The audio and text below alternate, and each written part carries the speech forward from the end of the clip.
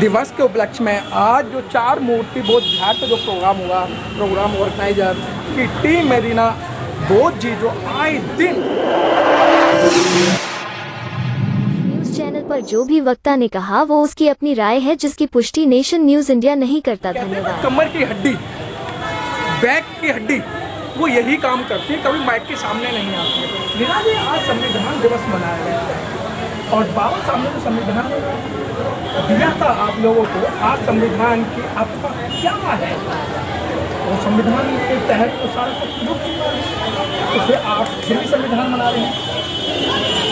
संविधान को कमज़ोर करने की लोग कोशिश कर रहे हैं, लेकिन आज फिर कुछ भी जो भी आज हमारा वजूद है वो संविधान की वजह से है। यदि हमारा संविधान को किसी से कोई खतरा होता है तो हमारा कोई भी वजूद नहीं है। और हमारा समाज इस तरह से सोया हुआ है कि वो बिल्कुल भी जागरूक नहीं हो पा रहा है कि संविधान में धीरे धीरे इन लोगों ने हमारे कितने हक अधिकारों को ख़त्म कर दिया है। जिस तरह से इन्होंने प्राइवेट सेक्टर कर दिए हैं, तो ये बताइए कि हमारे लोगों को, जो गरीब समाज बड़ी मुश्किलों के साथ पढ़ लिख रहा है, तो वो कहाँ से कामयाब होगा? और यदि वो कामयाब हो भी गया है पढ़ लिख के, तो उसको नौकरी कहाँ मिलेगी? और जब नौकरी नहीं मिलेगी तो आर्थिक रूप से मजबूत नहीं हो पाएगा। रीना जी, संविधान को लागू हुए काफ़ी साल हो गए हैं और देश को आज़ाद हुए 76 साल से ज़्यादा हो गए। आज भी मणिपुर की घटना देखें तो वहाँ महिला को नग्न घुमाया जाता है। एक अपर कास्ट का मध्य प्रदेश के अंदर एक एससी के चेहरे पे पेशाब कर देता है और दलित महिला, जो दलित लड़की मनीषा बोध को रात को 2 बजे जला दिया जाता है। आप संविधान की बात कर रही हैं। ये सब हमारा सत्ता में ना आने की वजह है। यदि हम सत्ता में होंगे, हम मजबूत होंगे राजनीतिक स्तर से, तभी हम जो है सब कुछ प्राप्त कर सकते हैं। और हमारा समाज जो टुकड़ों में बटा हुआ है, 4 लोग खड़े होते हैं, नया संगठन तैयार कर लेते हैं और हमारा समाज इस तरह से बिखर रहा है। हर कोई 4 लोग खड़े होते हैं, एक नया संगठन बना लेते हैं, जिससे वो कई हिस्सों में विभाजित हो गया है और हम राजनीतिक तौर पर भी पिछड़ते जा रहे हैं। रीना जी, आप राजनीतिक तौर पर पिछड़ते जा रहे हैं, लेकिन राजनीतिक तौर पर आपको कावड़ सेवा उठाने के लिए, कावड़ लाने के लिए, मंदिर में पूजा करने के लिए छोड़ तो दिया है। हमारे समाज जो है वो बाबा साहब को पूज रहा है, लेकिन उनको मान नहीं रहा, उनके बताए हुए रास्ते पर नहीं चल रहा। जो समाज, जिस समाज ने बाबा साहब को पढ़ लिया है, वो स्वयं ही इस अंधविश्वास पाखंडवाद से दूर है। उन्हें कोई ज़रूरत नहीं है कि अंधविश्वास पाखंडवाद में या किसी मूर्ति पूजा या किसी भी उसमें जाने के लिए। जो तथागत बुद्ध के बताए रास्ते पर चल रहा है, वो जानता है कि हमें जो कुछ भी मिलेगा वो अपनी हिम्मत और अपनी मेहनत से मिलेगा।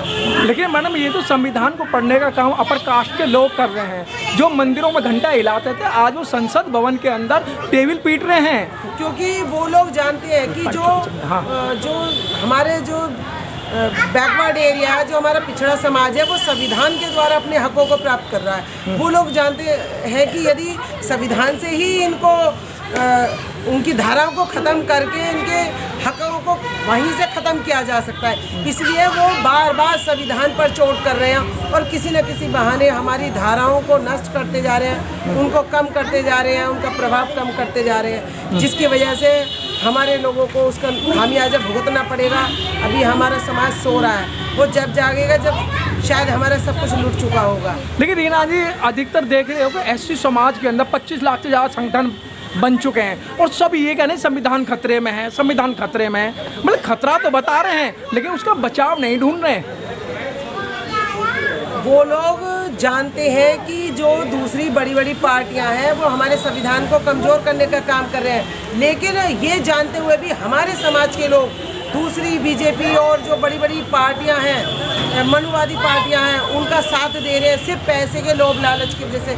वो ये नहीं देख रहे कि कल को उनकी आने वाली पीढ़ी उनको जो है दुत्कारेगी कि जिस टाइम हमारे हक अधिकार ख़त्म हो रहे थे तुम लोग कहाँ थे। तो आजकल लोग जो है पैसे के पीछे भाग रहे हैं, वो अपना अच्छा बुरा नहीं देख रहे। तो क्या लगता है इस तरीके आज का जो प्रोग्राम आपने कराया, तो इस प्रोग्राम से कुछ जो महिला आई हैं असर पड़ेगा? हमारे जो 4 मूर्ति बौद्ध विहार गाजियाबाद में जो प्रोग्राम हुआ है, इसमें 10-12 संगठनों की महिलाएं आई थी। दिल्ली, नोएडा, गाजियाबाद और हमारे बुलंदशहर और हमारे जेवर तलक के टीम आई थी और हमारा उद्देश्य है कि महिलाओं को जागरूक करना। यदि महिला एक परिवार की एक जागरूक होगी तो वो अपने पूरे समाज, अपने पूरे परिवार को जागरूक करेगी। और महिलाओं का जो संविधान के प्रति जागरूक होना बहुत ज़रूरी है। यदि वो संविधान को पढ़ेंगी तो उन्हें अपने हक अधिकारों के बारे में जानकारी होगी कि हम किस तरह से अपने हक के लिए अपने परिवार में ही, अपने ही परिवार में सबसे पहला विरोध होता है कि तुम हमारे साथ ये नहीं कर सकते और हमारा ये हक है। आज उसकी कमी ही है। जो महिलाएं जो कम पढ़ी लिखी हैं वो ससुराल में जो है प्रताड़ना सहन कर रही हैं। जो जागरूक है वो टक्कर से जवाब देती है कि तुम हमारे साथ ऐसा नहीं कर। रीना जी आपको बड़ी बूढ़ी गालियाँ देंगी। मैडम क्या नाम है आपका? मेरा नाम कुसुम बोध, सुषमा बोध। सुषमा जी, जैसे अभी रीना जी कह रही थी अगर महिला जागरूक हो जाएंगी, महिला पढ़ जाएंगी तो समाज बदल जाएगा। क्या लगता है समाज बदलेगा महिलाओं के पढ़ने से? हाँ, ये तो है। जब तक महिला जागरूक नहीं होगी ना तब तक समाज नहीं बदलेगा। और जिस दिन महिला बदल गई तो उस दिन समाज में क्रांति लाने से भी कोई नहीं रोक सकता, क्योंकि सबसे ज़्यादा अंधविश्वास में महिलाएं हैं। क्योंकि जो धर्म का धंधा जो चला रही है वो महिला ही चला रही है। वो पूजा पाठ से लेकर सारे कर्मकांड महिला ही करती है, क्योंकि पुरुष को सुबह चला जाता है। तो खुद तो पूजा पाठ में अंधविश्वास में है ही, वो अपने बच्चों को भी, आने वाली पीढ़ी को भी उस अंधकार में धकेल रही है। जिस दिन महिलाएं अंधविश्वास पाखंडवाद से जागरूक हो जाएंगी तो उस दिन बदलाव जरूर आएगा। पहले हवा चलती है, आंधी आएगी और एक दिन तूफान आएगा तो फिर तो समाज बदल जाएगा। समाज बदलेगा। और वो लेकिन अभी तो मैडम आप कह रही हो समाज बदलेगा, अभी तो करवा चौथ ही नहीं बदली जा रही है, अब हवाई अष्टमी नहीं बदली जा रही है। दुनिया भर के जो पाखंड हैं वो तो दलित महिला, बहुजन महिलाओं के सिर पे मंडरा रहे हैं। सही कहा आपने कि अभी तक तो करवा चौथ भी नहीं बदल गई है। तो वही बात है कि जब तक महिला अंधविश्वास से नहीं, मैंने ये कहा है कि जब महिला अंधविश्वास पाखंडवाद से दूर हो जाएंगी तो उस दिन क्रांति। कैसे खत्म होगा ये मामला? पाखंडवाद कैसे खत्म होगा? शिक्षा से, अपनी स्वेच्छा से खत्म हो। शिक्षा से। हाँ, ये जो बाबा साहब को पढ़ेंगे। हाँ, पाखंडवाद खत्म होगा ना तो ये बाबा साहब की विचारधारा से, शिक्षा से। जब तक हम शिक्षित नहीं होंगे, क्योंकि हमारे समाज में जो बहुजन समाज है उसमें महिलाएं कम पढ़ी लिखी हैं जी। तो जब तक महिलाएं, बच्चे अपनी बेटियों को शिक्षित नहीं करेंगी और जब बेटियां शिक्षित होगी तो उससे एक नए समाज का निर्माण होगा। तो उस टाइम पर हमारे समाज में बदलाव जरूर आएगा। आज जहाँ पहले कुछ नहीं था समाज में, हम लोग भी नहीं जानते थे। मैं कम पढ़ी लिखी हूँ, मगर मैं जब से बाबा साहब को पढ़े लिखे विचारधारा को पढ़ चुकी हूँ और मैं अब खुद समाज में भी जाती हूँ महिलाओं को समझाने के लिए।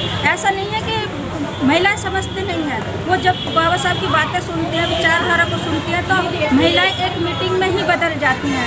ये मेरे सामने के रिजल्ट की बात है कि मैंने 2 साल पहले संकल्प दिवस मनाया था पंचशील फार्म हाउस में इंद्रगढ़ी में। तो वहाँ पर मैंने कम से कम 500 महिला इकट्ठी की थी। तो उस महिला, जब मैं वो प्रोग्राम हो चुका तो मेरी मुलाकात एक महिला से हुई। वो एक महिला को दूसरी महिला ने भेजा जिससे मेरे परिचय था, वो तो खुद आई नहीं, उसने किसी को भेजा।